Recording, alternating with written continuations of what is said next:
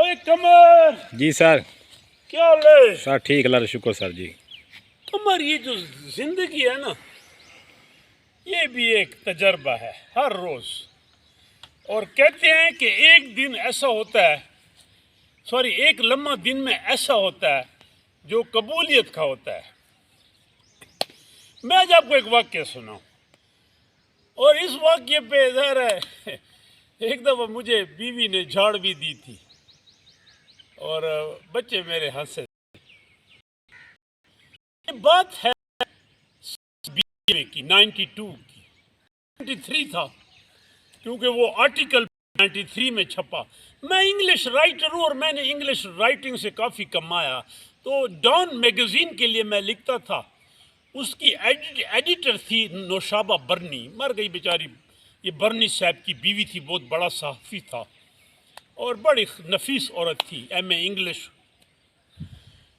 وہ مجھے کہتی ہے کہ ایسا کرو کھندی، ڈاکٹر کھندی، آپ یہ جو مزار ہیں شرائن ان پہ لکھو. آپ نے ایک لکھا تھا رحمان بابا پہ، لوگوں نے لائک کیا. تو پنجاب کے کچھ، تو میں پاک پتن گیا اور ایسے 3-4. تو ایک میں نے حق باؤ پہ لکھا، حضرت حق باؤ پہ. تو میں چھٹیاں تھی، رمضان شریف ٹھنڈ میں تھا.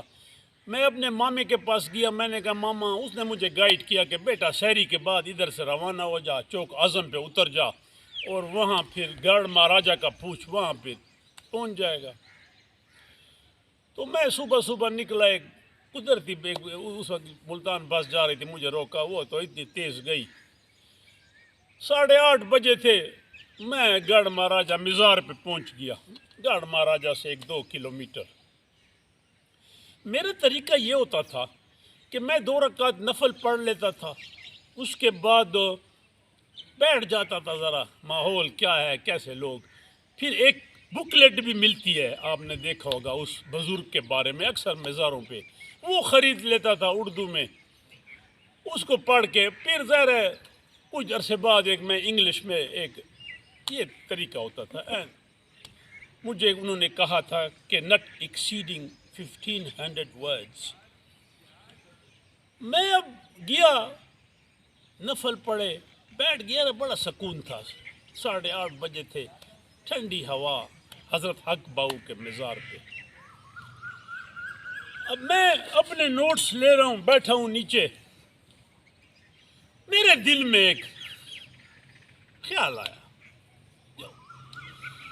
میں نے کہا یا حضرت حق باؤ، تو اللہ کا نیک بندہ ہے، میں آپ کے مزار پہ آیا ہوں.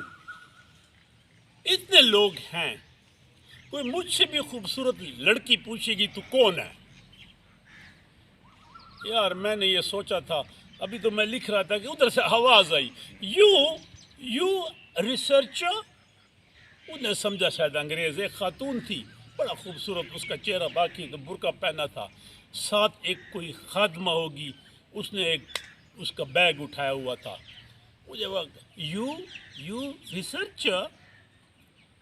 میں نے اس کی طرف دیکھا اور آنکھیں نیچے کر لی. وہ بھی ایک لمحے کے بعد وہاں سے روانہ ہو گئی. تو میں نے کہا یا حضرت، ہم نے جو مانگا اللہ سے دینے والی وہ اوپر والی ذات ہے. وہ لمحہ قبولیت کا تھا. ہم نے جو مانگا وہ مجھے مل گیا. اور پھر ظاہر ہے میں واپس روانہ ہو گیا.